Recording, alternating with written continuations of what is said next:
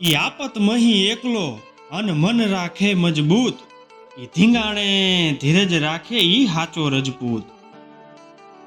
ઈ ગજવેલ જેવું પોલાદી મન રાખીને જે ધીંગાણું ખેલનાર એવા જવા મર્દ એટલે ઈ પંચાસરિયા ગોહિલ આજ હીરાભાની વાત કરવી છે. ઈ પંચાસરની ધરતી કે જ્યાં ઈ જય શિખરી અને વનરાજ ચાવડાની ગૌરવ ગાથાની સાથોસાથ હરિભા ગોહિલની શૌર્ય કથા પણ કંડારાય છે હો.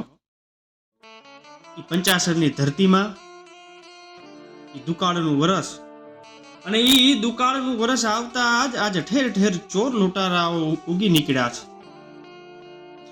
એ વખતે ઈ ભીખા વાગડિયાની ટોળીએ ભાલ પ્રદેશ, કનેરા, ખાખરિયા અને વઢિયાર પંથકમાં કાળો બોકાસો બોલાવેલો હો. ઈ લોઢાના ઈ તાવડામાં જેમ ધાણી ફૂટે એમાં બંદૂકો ફોડીને ઈ નાના મોટા ગામાઓ ભાંગી રોકડ નાડું ઘરેડા જે કઈ હાથ લાગે એને લૂંટી ઈ પવનના વંટોળિયાની માફક ઘોડે પલાણ છાડી અને નીકળી જતા.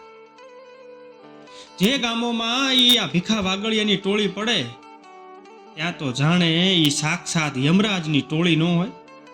યમરાજ પોતે આજ મીઠાના હળ હાંકતા હોય એવી પરિસ્થિતિ કરે. ભીખા વાગડિયા સામે પડવાની વાત તો દૂર, એની સામે જોવાની કોઈનામાં હિંમત નહોતી હો. અને એક પછી એક ગામો ભાંગે. આજ પ્રજા ત્રાહિમામ પોકારી ઉઠી છે. અને આજની અમાસની મેઘલી રાતે આ ભીખા વાગડિયાની ટોળીએ આજે આવો જ એક કારસો ઈ પંચાસરની ધરતી ઉપર માંડ્યો છે હો. ઈ ભીખા વાગડિયાની ટોળી આજ પંચાસરમાં ઈ દાખલ થઈ અને દાખલ થતાની સાથે જ ધડું ધડું કરતી બંદૂકો મંડી છૂટવા હો. ત્યાં તો જેવો જ એ બંદૂકોનો અવાજ સાંભળ્યો ત્યાં તો એક પછી એક આજ પંચાસરના ઘરોના ઈ બાયણા આજ કમાણ બંધ મીંડ્યા છે થાવા. ભીખા વાગડિયાની ટોળી એક પછી એક ઘર ભાંગી નાણાં રોકડ ઘરેણા જે કઈ હાથ આવે લૂંટવા લાગ્યા. એક પછી એક ઘર તોડતા જાય અને ગામમાં તો કાળો ડેકારો બોલી ગયો. અને બરોબર એ જ સમયે નાડોદા રાજપૂત અને હીરાભા ગોહિલ અવાજ થતા ઘરની બહાર નીકળે. અને ઘરની બહાર નીકળતાની સાથે જ આખી વાતનો તાગ લઈ લીધો અને પાછા વળી અને સાહેબ ઈ હીરાભા ગોહિલ ઈ જ્યાં હાંકલો કરે ત્યાં તો દસેક જેવા ઈ લવર મૂછિયા ગોહિલો ઈ જુવાનો ભેગા થઈ ગયા. હીરાભાઈ કીધું કે તમારું ગામ કયું અને તમારું કુળ કયું છે? કે નાડોદા રાજપૂત સામેથી અવાજ આવ્યો. અને આ બાજુ હીરાભા બોલ્યા, મને તો આમાં ક્યાંય રાજપૂતાઈ દેખાતી નથી. આ ભીખલો ગામ ભાંગે અને તમે હાથ ઉલાડતા ઉભા રહ્યો, હટ છે તમારી રાજપૂતાઈને. અને આયા ગામમાં ઈ પંચાસરમાં ગોહિલો બેઠા હોય અને જો ઈ ભીખલાને ગામ ભાંગવા દેવી તો ગોહિલ ઉપર કાળી ટીલી બેહે હો.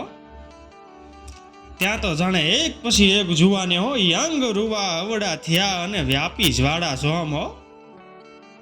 અને એક જુવાને બોલ્યો કે આજ આ ભીખલાને આપણા કાંડાનું બળ બતાવી.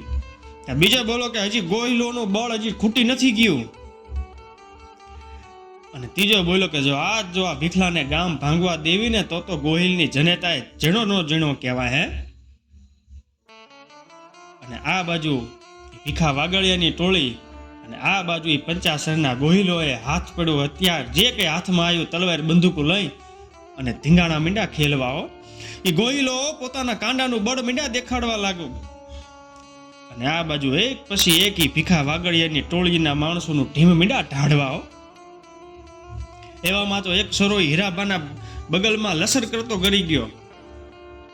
અને હીરાભાઈ ત્યાં પોતાના બાજુ ઉપર નજર કરી અને લોહીની ધારા વસૂટી હો. અને આ લોહી જોઈ હીરાભાને ચમક ચડી. આ રાજપૂતને આજે ચમક ચડી છે અને એક પછી એક માણસોનું ઢીમ મીડા છે ઢાળવા. અને ભીખલો આ જોઈ આ રાજપૂતો તો એ ભારે કરી હો. આ નાડોદા રાજપૂતો એ તો આજ ભારે કરી અને પોતાની હાર જોઈ આજ ભીખો વાગડિયો સાહેબ પહેલી વારો ભર બજારે ભાગ્યો છે અને એની પાછળ એ હીરાભા ઉગાડી તલવારે. આ ભીખલો તો અંધારાનો લાભ લઈ અને અલોપ થઈ ગયો, પણ હીરાભા ગોહિલનો ક્રોધ હજી શાંત થતો નથી હો. 2-5 બળુકા જુવાની હોય આજ હીરાભાને પકડ્યા, એમને બાવળેથી જાયલા અને શાંત કર્યા અને પાછા લાવ્યા. અને આખા પંથકમાં વાતું મંડી ફેલાણા હો કે પંચાસરના ગોહિલે આ ભીખલાને ભગાડ્યો. આવા રાજપૂત હીરાભાને આજ પૃથ્વીના પેટાળમાં તેઓ કાયમને માટે પોઢી ગયા છે, પરંતુ એમની વીરતા કાયમને માટે આ પૃથ્વીના પટ ઉપર અમર થઈ ગઈ. આવા નરવૈયા નાડોદા રાજપૂત સમાજના હીરાભા ગોહિલને આજે આપણે વંદન કરીએ છીએ.